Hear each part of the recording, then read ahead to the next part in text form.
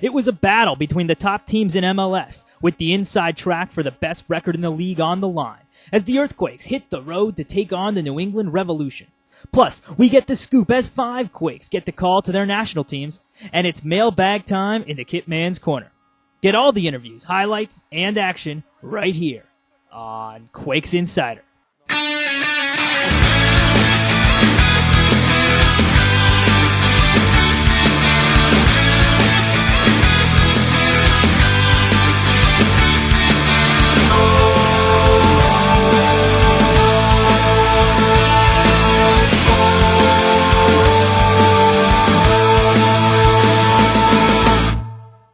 With the Western Conference wrapped up and in the midst of a record unbeaten streak, the Earthquakes traveled to New England on Thursday, September 29th, with an eye on proving that they were the best team in Major League Soccer.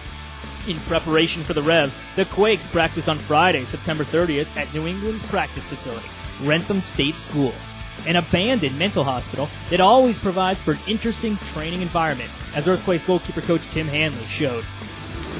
It's like sometimes, like a little girl's face with dark circles. Just kind of see her just in the window and back out. She's walking.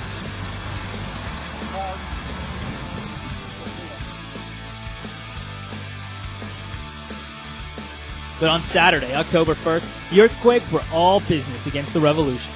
Although the Revs controlled play at the beginning of the game, the first half ended tied at 0-0. After the Revs threatened early in the second half, Brian Ching put San Jose on the board. The 5th straight game he either scored or got an assist. Left-footed in swinger, 1-0. That's the danger. The big Hawaiian, Brian Ching, is 7th of the year, his 2nd of the season against the Revs, and the visitors take the lead in minute 60. You know, I know Kevin Whipp's in a great corner. He's been doing it all year in practice and whatnot, so, you know, I just thought about beating my man to the spot, and sure enough, Kevin whipped in a great corner, and, you know, I beat my man to the spot, and, you know, there's nothing to it. It was Ching's 7th goal of the season, and it came from an unlikely source, rookie Kevin Goldthwait, making his MLS debut as a substitute just 5 minutes before. After the game, everything's great. You know, obviously we got the win, which is the most important thing. Getting in and getting the first assist was just incredible. You know, pretty much I think it was my first touch tonight actually, which was just kind of like real exciting for myself. So great feeling all around in the locker room. Great to be around this team right now. Great to be back, and yeah, wonderful that we got the result, which is the most important thing.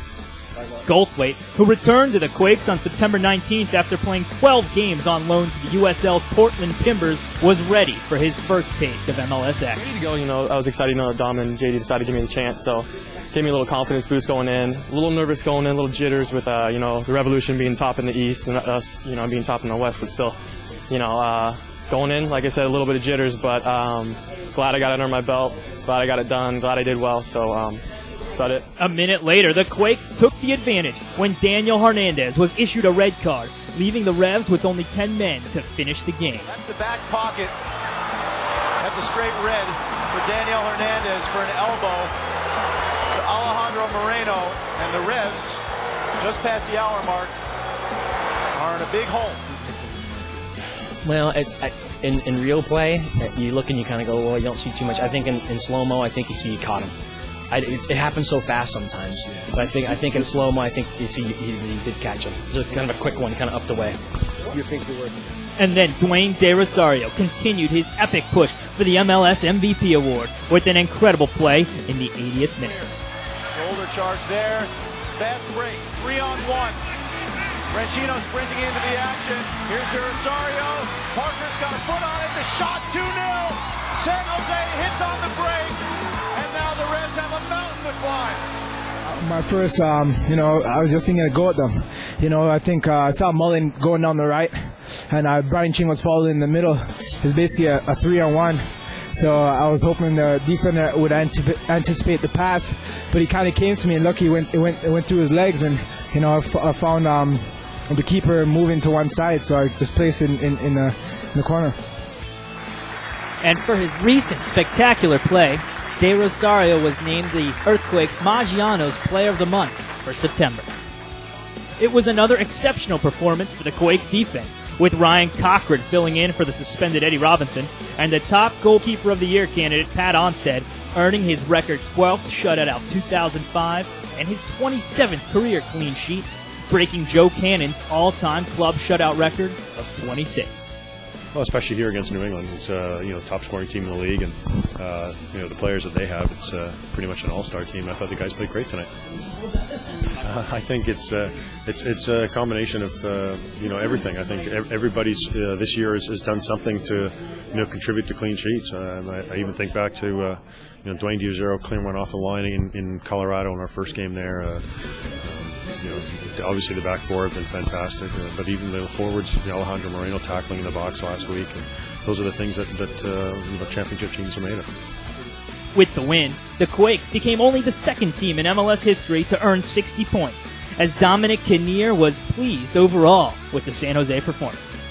Well, we didn't play great tonight. The soccer wasn't great. It was more of a grind. And sometimes you have to do it on the road. We know the Revolution are a very good team, and they gave us problems. But I think once it went into our box, and the guys defended well, and obviously we took our chance there. And with 10 men, it kind of opens up the game, and we exposed them a couple times. And good for Dwayne to get his goal. So all in all, I think overall play wasn't the best. We can play better, but I think defensively we were excellent tonight. How about just maybe making?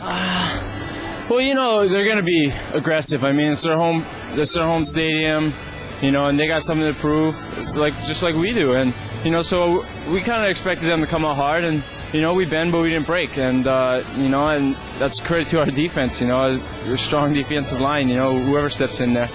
So, and once we got the goal, I think we got a little bit more confident, and then they got the red card, unfortunate for them, and, it's an uphill battle for them, and for us it's just about playing smart, and I think we did that, and we were able to come out here with 3 points. Talk about the goal a little bit.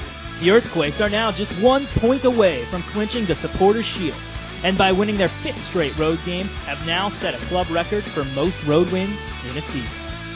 I think we've been a great road team this year. I think the one reason is you have 11 guys fighting for one thing and has to get a result, whether it be a draw or a win. So I think you see the attitude of the team is they play to win, and they play. I think their feeling for losses is one they don't like to see too much. So I think on the road they've been great this year. With success comes rewards, as Danny Caleb, Ricardo Clark, Brian Ching, and Wade Barrett have all been called into the U.S. national team for 2 upcoming World Cup qualifying games, while Alejandro Moreno, the Quakes' leading goal scorer, has been called into the Venezuelan national team.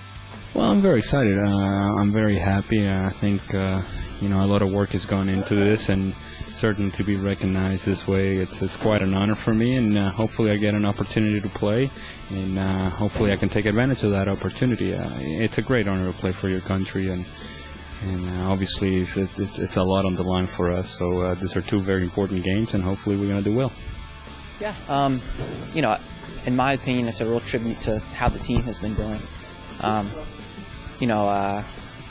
I think our back line has been fantastic this year. I mean, the whole team has played well.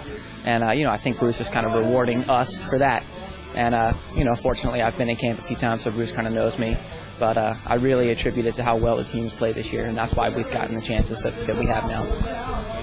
The Quakes host Real Salt Lake on October 8th, hoping to make MLS history. A win or tie would give the Quakes an unbeaten record at home, making them the first team in league history to accomplish that feat. Well, again, you want to keep that streak alive at home. I think it's kind of nice this year because all 3 games, although we clinched the division, all 3 games matter. Like tonight, obviously, Supporters' Shield, and next week we're trying to go undefeated at home, which no team's ever done before in this league. And then we get to go to LA, where we've never beat them at Home Depot Center. So every game has something. We have something to play for in every game, which is a good thing, I think. And leading into the playoffs, you don't want to let your performance drop. Hopefully, we can carry it through the next 2 games.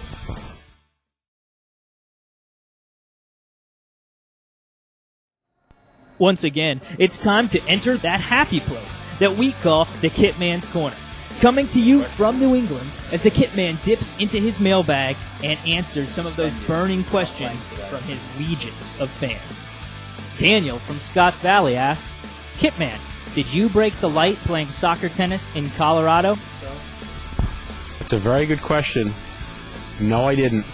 But the trainer did, because he was having a shocker that day, as normal.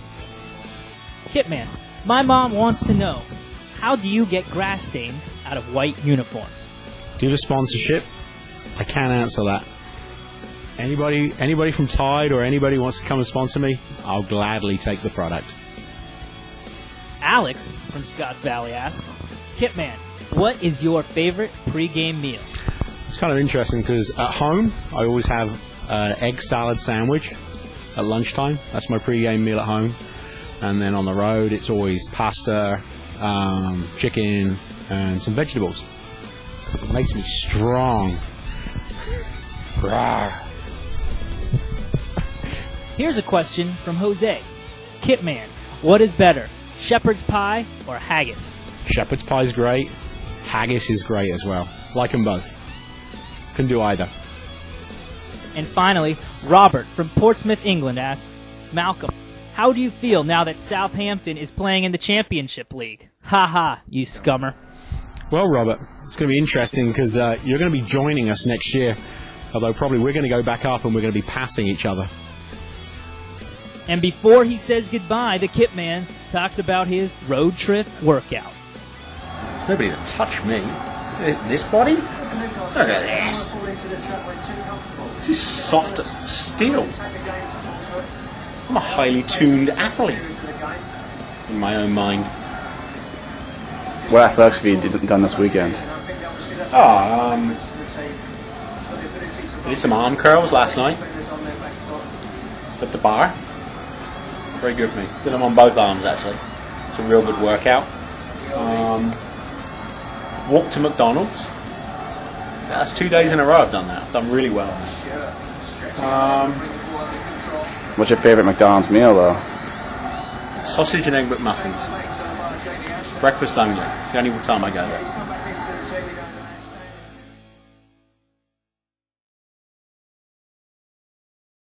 On this week's injury report, Ronald Cerritos is questionable with a left ankle sprain. Brad Davis is doubtful with a left groin strain. Troy Dyack and Craig Weibel remain on the season-ending injury list, and Eddie Robinson is out due to a red card suspension. Earthquakes fans, don't miss the last game of the regular season on Saturday, October 8th, when the Quakes host Real Salt Lake at 7 p.m. at Spartan Stadium. Make sure you are there as the team honors longtime Earthquakes legend Troy Dyack in a post-game ceremony. Good tickets are still available, but going fast. Contact any Ticketmaster outlet or the Earthquakes ticket office at 408-985-GOAL. And Quakes fans, don't get shut out of the playoffs, as the 2005 Earthquakes playoff tickets are now on sale. Thanks for watching, Earthquakes fans. This is Quakes Insider.